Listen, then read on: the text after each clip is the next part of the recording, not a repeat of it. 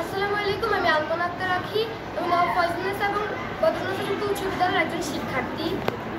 আজকে আমাদের ডিজিটাল প্রযুক্তি বিষয়ের উপস্থিত বক্তৃতা নিয়ে একটি ক্লাস চলছে। আমার উপস্থিত বক্তৃতার বিষয় হচ্ছে ডিজিটাল প্রযুক্তির মাধ্যমে আমাদের নিরাপত্তা ঝুঁকি।